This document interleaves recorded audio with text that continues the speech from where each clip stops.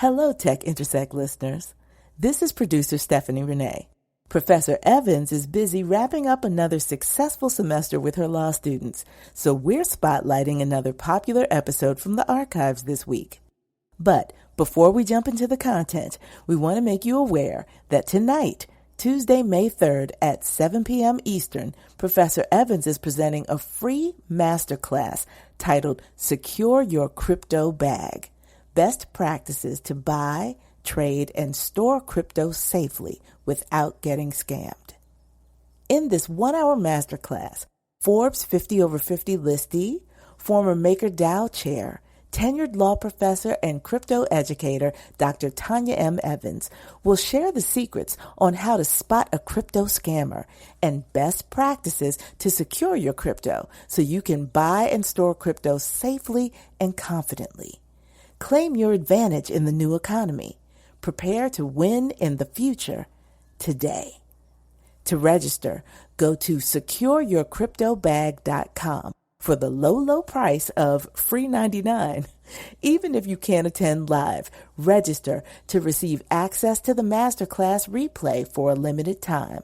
That website again is secureyourcryptobag.com, and it's free. Now, here's this week's Spotlight, which originally aired as Episode 3, our conversation with Andreas Antonopoulos, Bitcoin for the other 6 billion.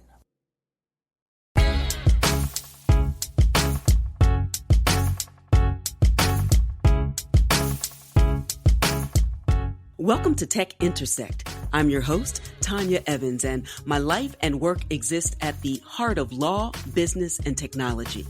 Yeah, I've earned a few fancy titles and degrees over the years, but the bottom line is I'm a writer, speaker, teacher, and lifelong learner, and I'm really excited that you've joined me on this journey. So what is Tech Intersect? Well, it's authentic, empowering conversations with really interesting guests who demystify complex topics to prepare you for the future, because your future is now. And it exists where law, business, and tech intersect. Get ready to listen, learn, and leverage. Let's get started. Welcome to this illuminating episode with Andreas Antonopoulos, one of the world's foremost Bitcoin and open blockchain experts. We connected via Twitter after Andreas tweeted what he describes as an intentionally provocative tweet that invited suggestions for podcasts he should appear on, other than those hosted by white males in finance. Now, this call for diverse hosts came after his initial invitation more broadly for new suggestions without any specifications. But that invitation elicited an overwhelming number of white males in finance.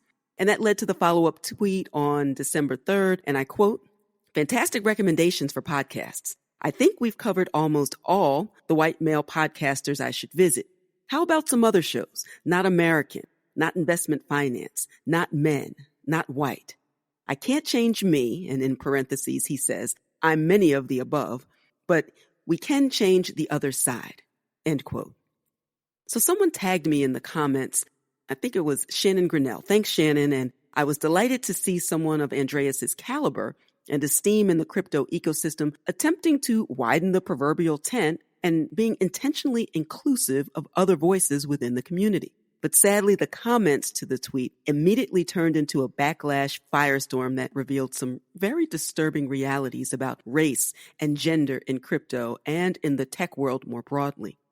I'm eager to share this episode and, in particular, to get your feedback on this authentic and thought-provoking discussion about inclusion, meritocracy, and what Andreas describes as his experience with mediocrity.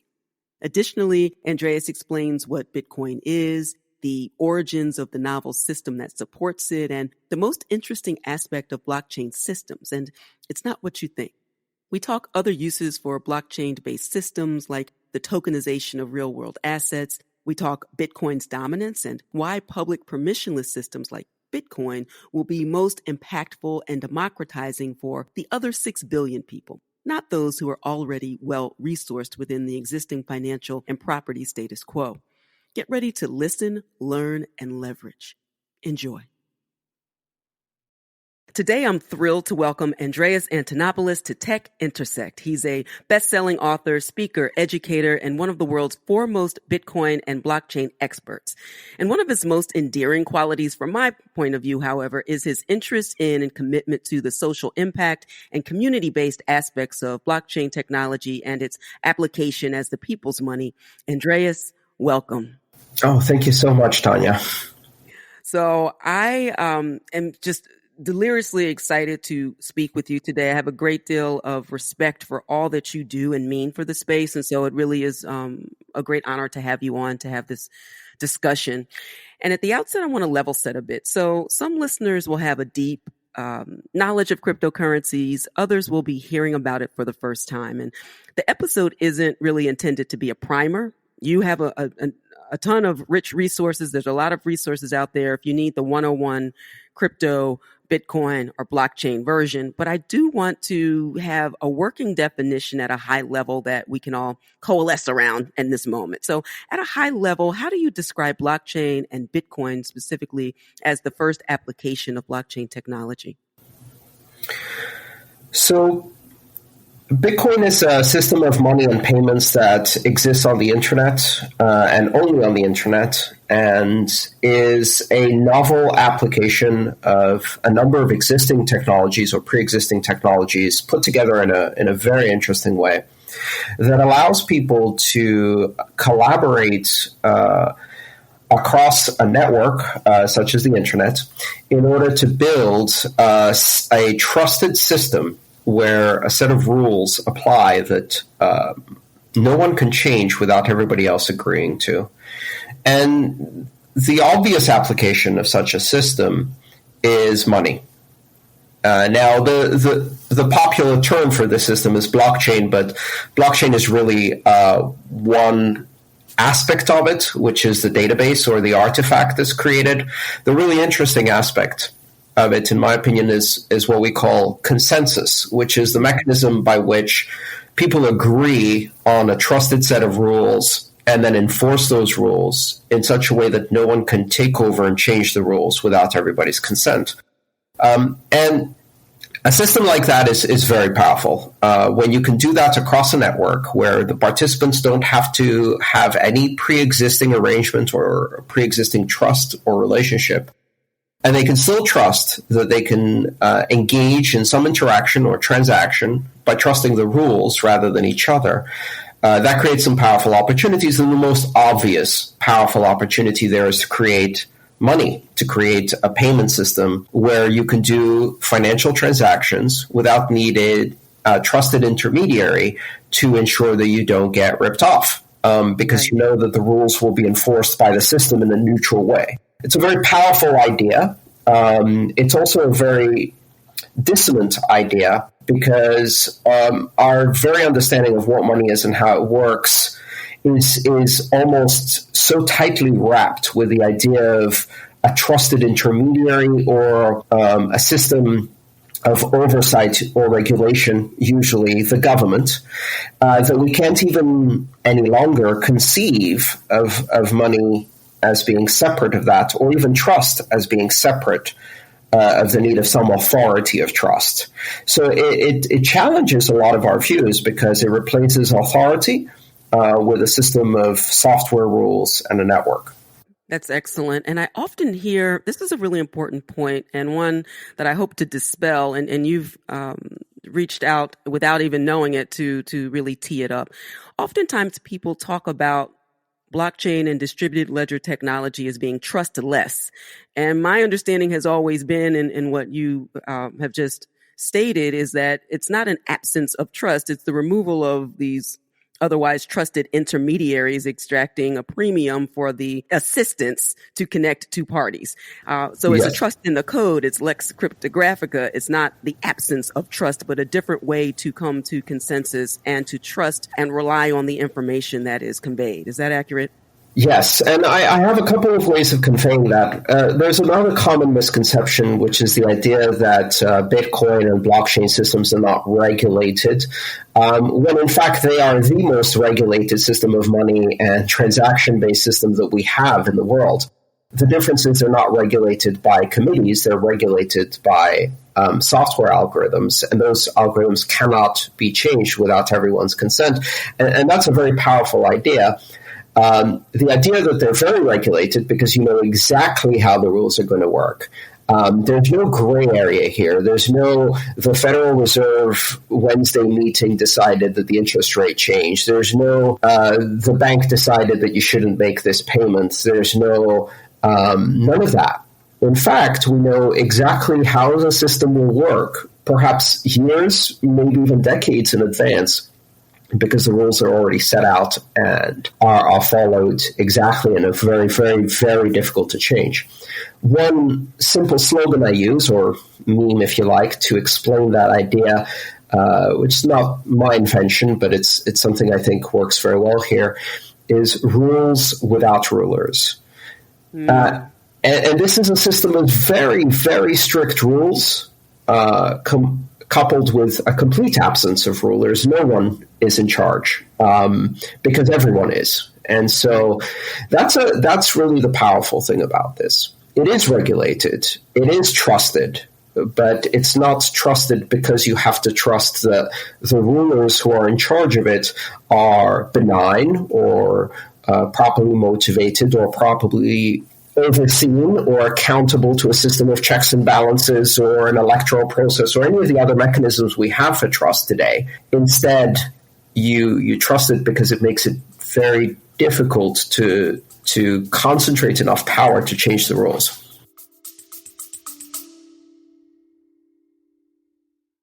You love listening to podcasts, but have you ever thought about starting your own podcast? Maybe you want to build a brand, grow your business, or are looking for an excuse to talk about your favorite hobby. Whatever your reason for making a podcast, Buzzsprout is the place to start. Since 2009, Buzzsprout has helped over 300,000 people launch their own podcasts. Buzzsprout walks you step by step through the whole process and will give you powerful tools to start, grow, and monetize your podcast. Ready to get started? Click the link in the show notes to get our free step-by-step guide to starting your podcast today. Rules without rulers. That is a very powerful statement. I like that very much.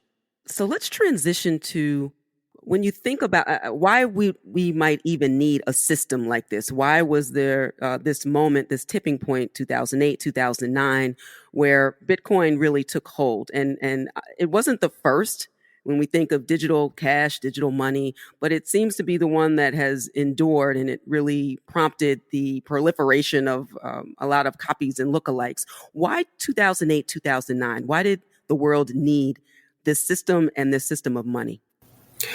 I honestly think it was a complete coincidence. I think what happened was that the person or people working on these technical ideas, which are not entirely novel, they're part of as you hinted, they're part of a body of work that goes back to the early 70s and then most intensely to the early 90s.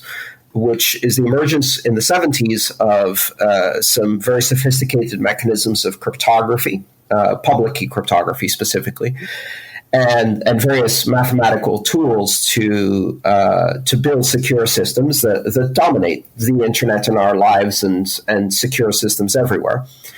And then in the 90s, the idea that started being worked on that one of the things you could do with such mathematical systems is build currency. And many people tried. Bitcoin had dozens of predecessors of digital currencies.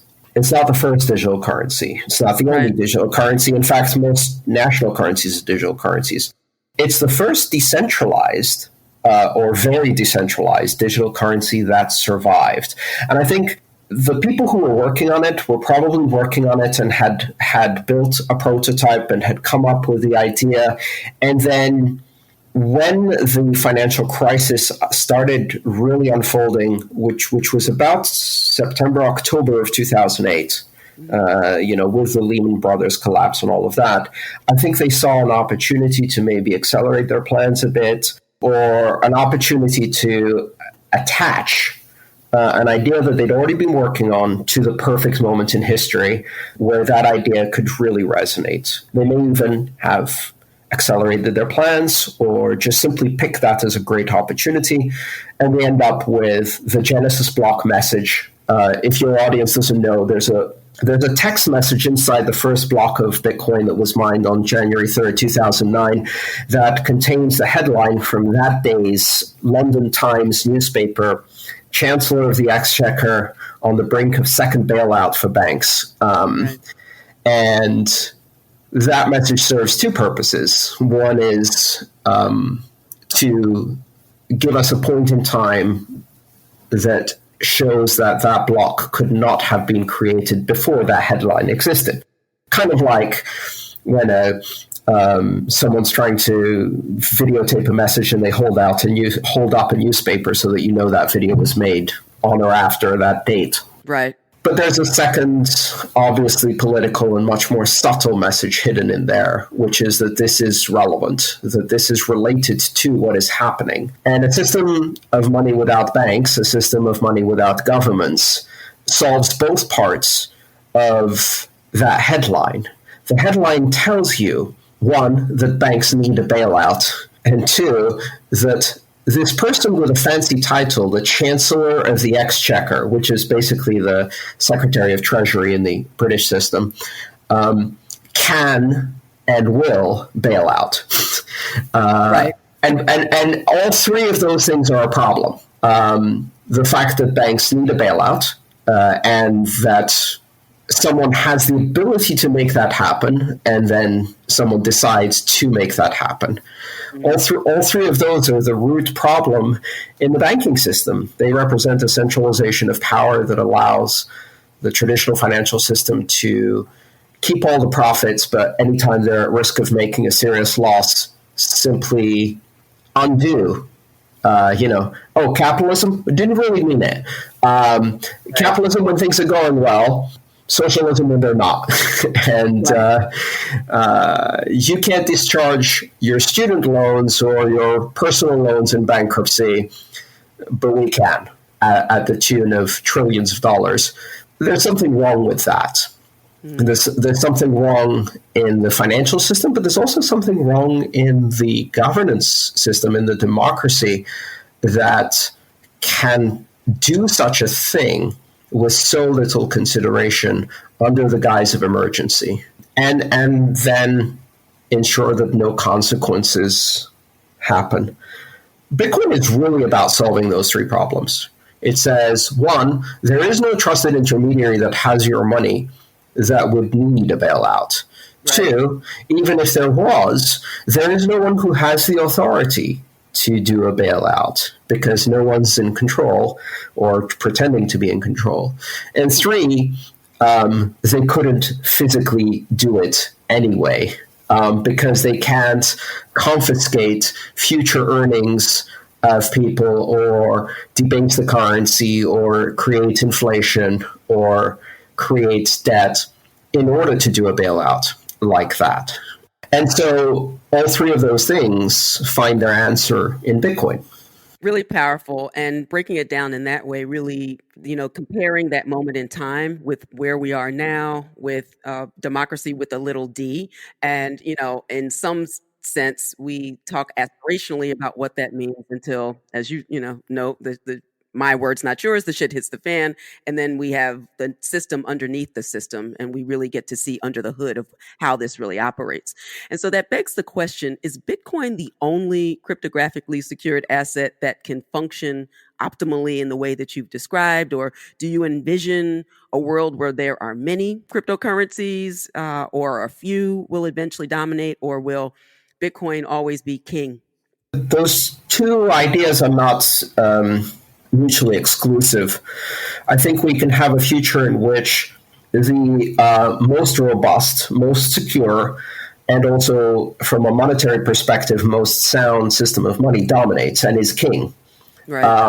But that doesn't mean there isn't a whole coterie, perhaps even a very long tail in a power law distribution, other systems that for whatever reason, perhaps not purely for rational monetary reasons, but for other reasons, still hold sway. It's the same reason why we still have fax machines, even though they're completely obsolete. It's the same reason why people still go for horse carriage rides around Central Park, even though, you could take a Lime scooter. And, just because something better comes along doesn't mean that the other thing goes away. And also, just because there is a better thing doesn't mean that it can beat the thing that's up ahead that has a certain advantage of being an early starter. Right. So if you look at it purely from the perspective of money as one application, and even in that space, I think we're going to have a power law distribution. I think Bitcoin has already achieved a very significant dominance. And this dominance isn't just monetary dominance or financial dominance, but also brand dominance and literature dominance, research dominance, software engineer dominance, user-based dominance. Every single metric you count. And most of these metrics that matter to me have to do with people, not money. Then those metrics already show Bitcoin to have a significant head start and very strong dominance in the space. It will be very difficult for something to unseat Bitcoin. You either need a massive change in the market or a massive internal problem within Bitcoin to really tip that balance. It doesn't happen very often in markets that operate normally. The leaderboard, if you like, stays fairly static for long periods of time until something dramatic changes. It's Kodak, Fuji, and Nikon. Is the leaderboard in cameras and remains so until one day Nokia suddenly shows up as the leaderboard. And the only reason that happens is because the entire board has been flipped on its head. A phone company just took it. So that may happen, but it takes a lot. So in the meantime, in monetary terms, Bitcoin, I think, has the dominance. But there are other applications that are non-monetary, and there are also other motivations for people. So I expect we will see myriads of tokens that express various cultural desires that are non-monetary, including reputation, popularity, social affinity, and association. Clubs, pop singers, football, geographies, even companies. Mm-hmm. And there will also be, I think, other assets. I think an interesting question is, can you have assets that aren't on the blockchain but are represented by tokens on the blockchain? And that's a really big question that's being explored right now.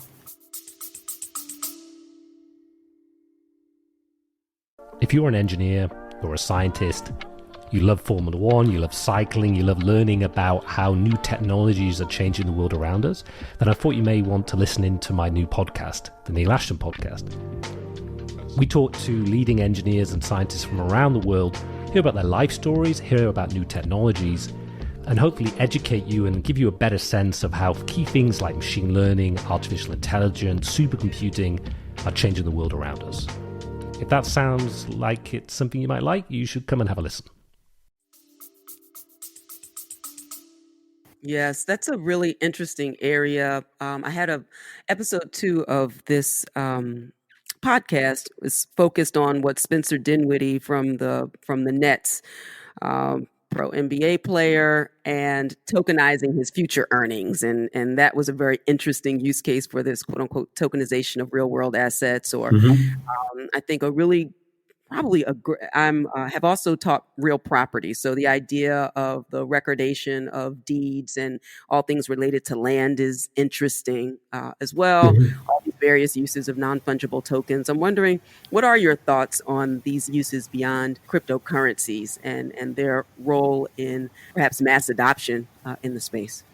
Well, the reason that this model works particularly well for purely digital currencies is that the currency itself, the mechanism that secures the currency on the blockchain, the consensus rules, the system of rewards and punishments that enforces that security, and the property rights and the enforcement of those property rights all live on the same blockchain and interact cleanly, meaning that my Bitcoin is on the blockchain, the rules that secure my Bitcoin are in the blockchain, the rules that determine how it is issued are on the blockchain. Its security is rewarded or punished by Bitcoin. And more importantly, my property rights as an owner of Bitcoin are enforced by the blockchain itself directly. Now, let's say I had a chunk of gold, and then I had a token that represented that chunk of gold on the blockchain, to take the simplest form of token-based asset.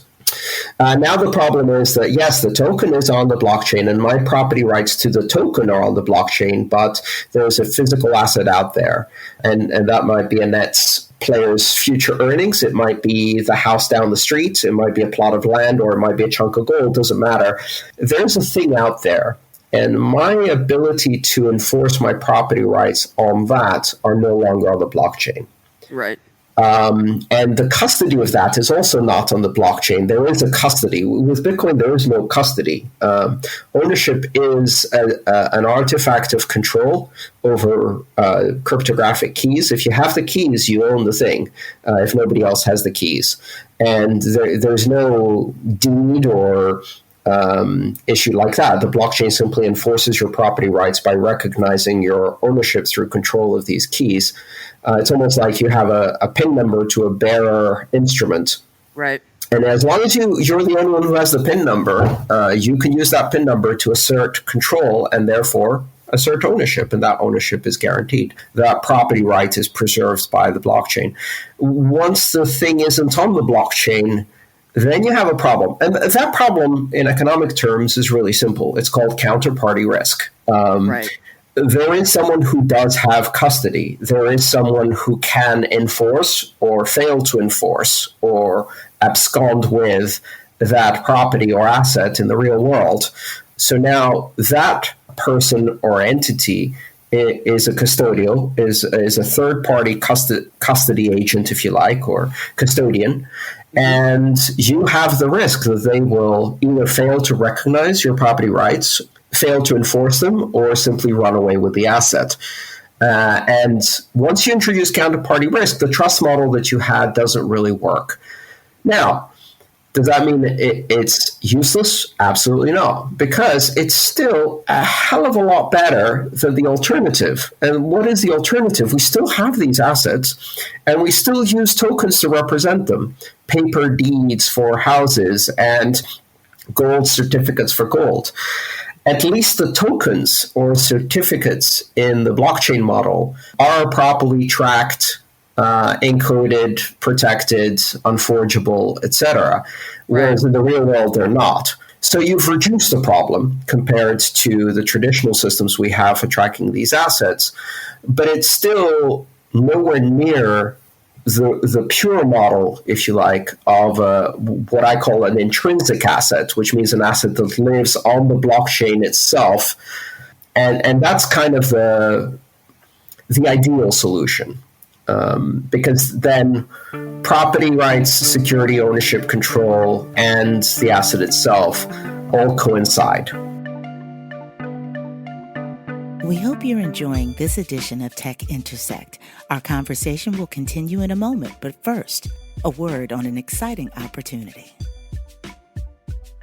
The Tech Intersect podcast is released to the public every Friday. But as an Advantage Evans member, you'll receive first listen access and live Tech Intersect Connect video chats.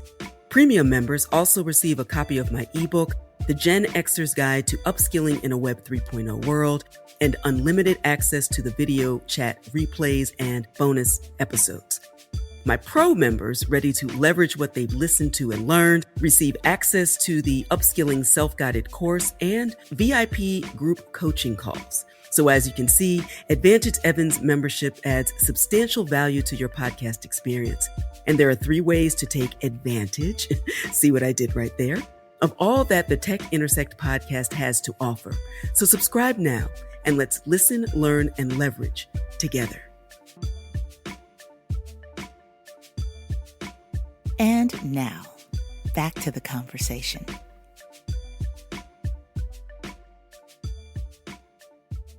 And it's important for people to understand that there is this continuum from something that is pure public permissionless, that may go all the way down to private permissioned. There may be reasons for all. And just because it's not pure public permissionless Bitcoin blockchain does not mean that it doesn't have some utility in making things better, faster, cheaper, more accessible, more transparent.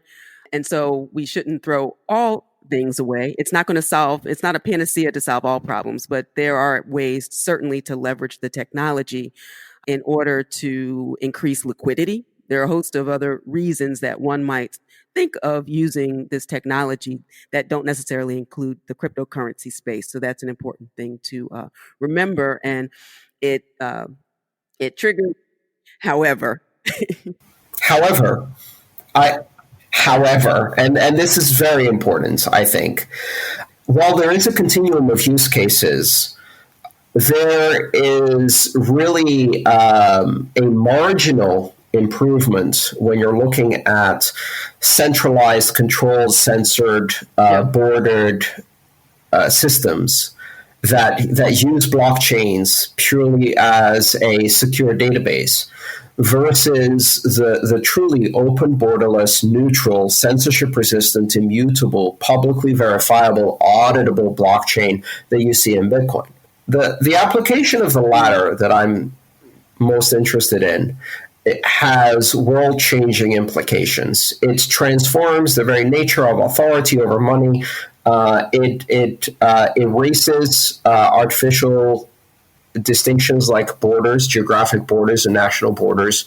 It is a pure internet form of money, but also a pure internet mechanism of trust. Right. And such a thing has never existed before.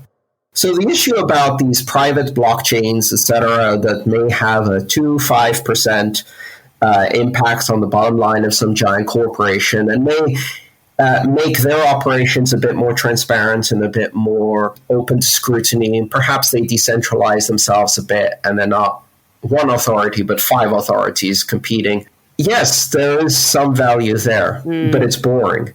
And the real problem is that the narrative you hear is the exact opposite. The narrative is there is no value in the radical, authority-transforming, open, borderless public system, and all the value is created only in the systems that are endorsed, approved, but ultimately controlled by the traditional financial and business systems.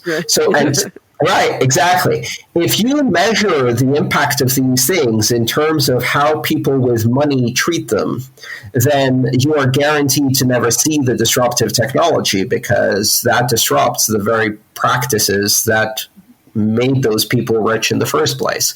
They have no interest in changing business. What they want is business as usual with a tiny bit of incremental innovation that will allow them to maintain the status quo. This is all about maintaining the status quo. And the whole point of Bitcoin and open blockchains is that it crushes the status quo. This is a radical departure from the model of trust that has existed since the industrialization of Western societies.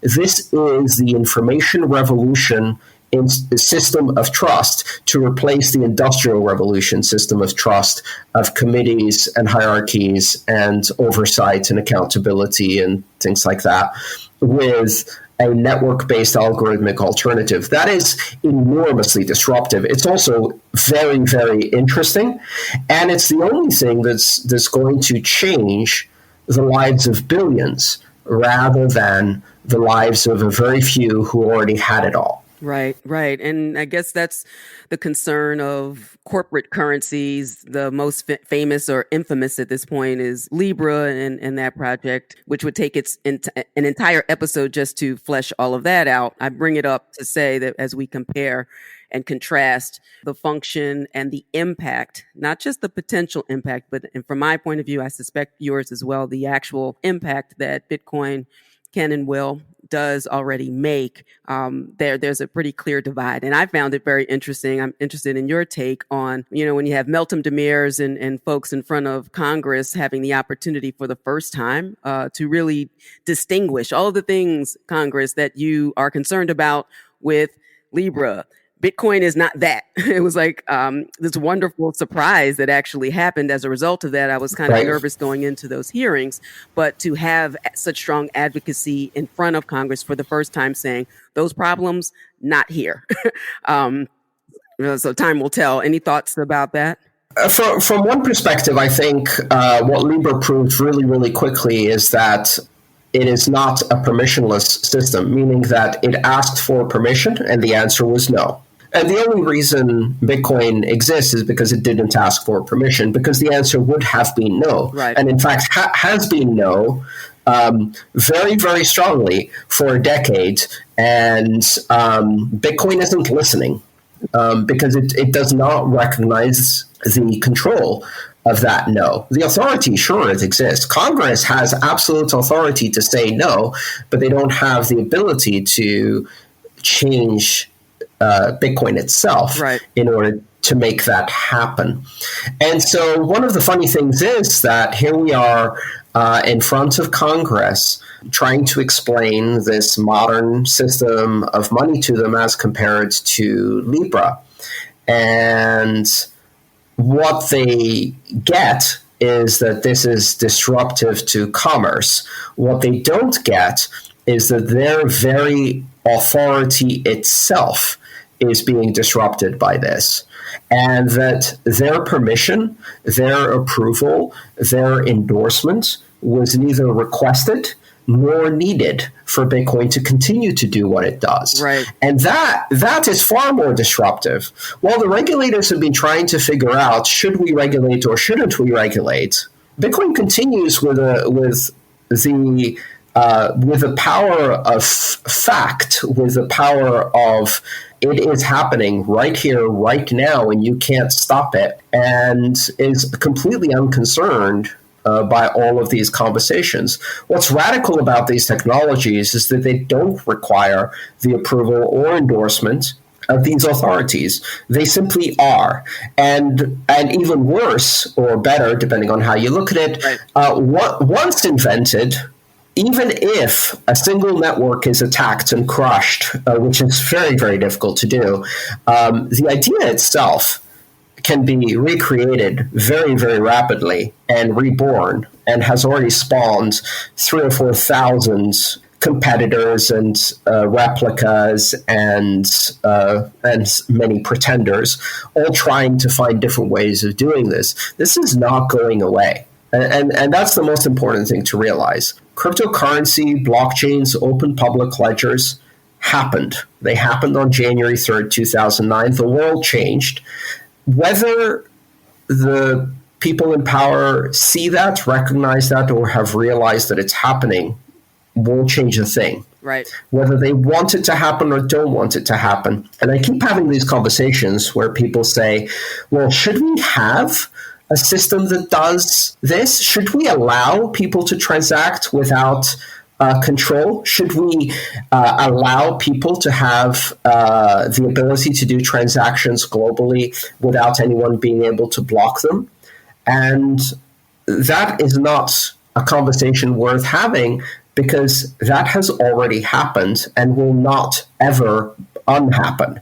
So therefore, the should or shouldn't is pointless. Right. The question is, okay, it's happened. Now what? How do we adapt as a society to a world in which these things happen? It's almost like asking, should the internet exist? Right. It exists. Should nuclear weapons exist? They exist. We have to adapt as a society to the reality. And this reality and the system of mathematics that underpins it is not subject to ex post facto review and veto. Powerful. Agreed. So this is a nice segue into a final topic that I wanted to cover. And it's also the way that we connected on Twitter. Not too long ago, maybe it was a month, I can't quite recall. And for my listeners, I'll drop a link in the show notes if you want to go down that rabbit hole. But I saw one of your tweets. It was very innocuous and also delightfully inclusive. It was inviting people to share podcast suggestions of diverse hosts beyond those that you'd already seen, all of the quote unquote. Well, Go ahead. That was the second tweet. So, what's the background for it? I don't have it in front of me. Yeah, no problem. So the first tweet was just as innocuous. I'm doing a series of interviews, and I wanted to make sure that rather than just addressing the invitations I get several hundred invitations per year, almost 1,000 invitations per year for interviews, events, and things like that. And so I have to carefully select which ones I respond to, but it's a very passive experience, meaning that people reach out to me if they think that they are likely to get an interview or they want to spend time talking to me, and I say yes to a few. And I wanted to flip that around a bit and see what other podcasts or shows do people really enjoy that I should go and have a conversation about Bitcoin and open blockchains. And so I sent that message out. Which are the shows you really like? Tell me. Where should I go and do interviews? Who should I talk to about this technology? And I let that run for about an hour. Mm-hmm. And I got 30 or 40 proposals. So 30 or 40 suggestions. Oh, you should go on this show. You should go on that show. You should go on the other show. Now, I looked at those proposals, and many of them were very interesting, and I certainly arranged invitations and started posting them. But after about an hour of this, I noticed a pattern. Mm-hmm. A pattern we should all notice, but a lot of people don't. And that pattern was that more than 90% of the proposals I got were middle-aged, white males in finance. So a very specific demographic. And nothing wrong with doing podcasts, of course, with that demographic. Right. I've done hundreds of shows with people in finance, with people who are mostly white, mostly male, mostly my age. I am that demographic, apart from the finance side. I'm a computer nerd. Right.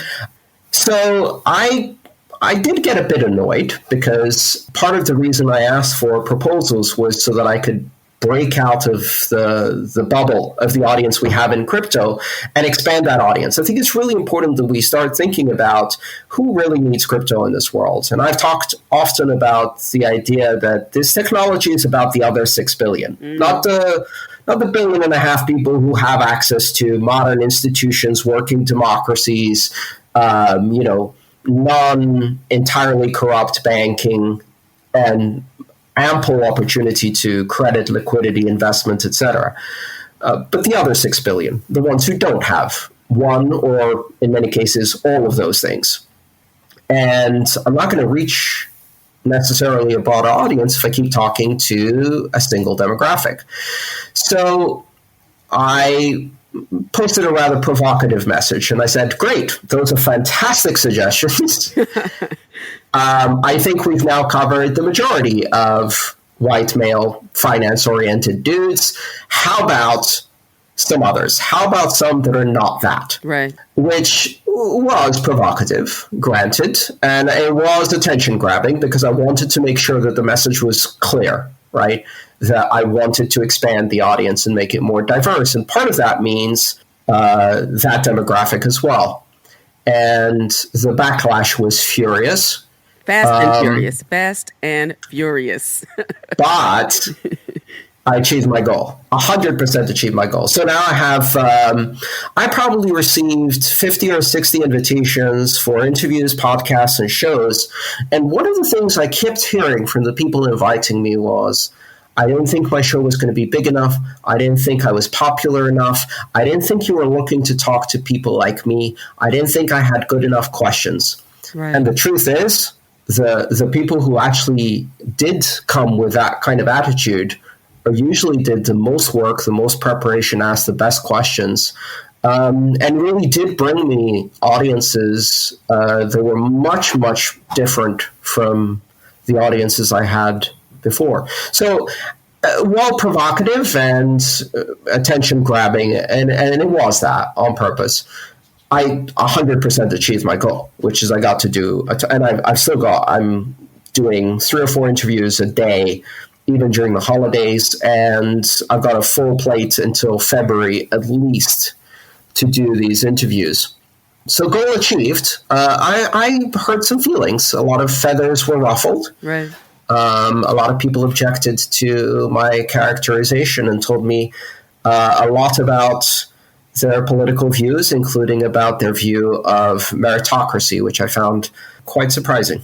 That was surprising. And I also, although intellectually I understand why you are using the term provocative, at least from my point of view, and for those who have not seen my artwork for this particular show, I'm a Black woman in the space. I've achieved some level of success here, working hard as an educator, building a blockchain cryptocurrency and law program at my law school, check off a lot of boxes. The way you even found your way here through our experience. But it's interesting to me to hear the second tweet in particular is provocative, but the response proves your point. But it's just interesting how it should have come with a trigger warning. I'm not sure, but the point that I saw, and I remember making one comment. I said I can't go into 1,000 tweets and responses, so I will leave this here and move on with my life. But and certainly Andreas can defend himself if he thinks he needs defending, and I certainly don't think he does. But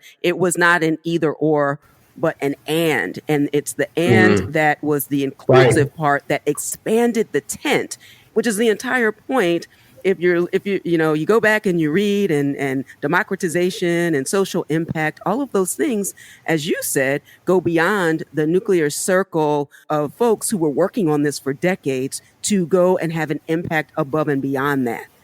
You would have thought that I rounded up all white male finance podcasters and sent them to concentration camps, or that I said I will never speak to them again or anything like that. It was really quite.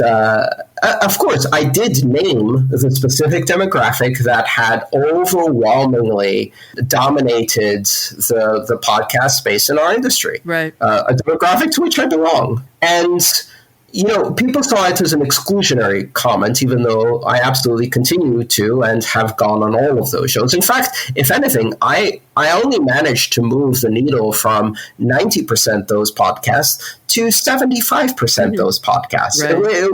It wasn't even barely reflective.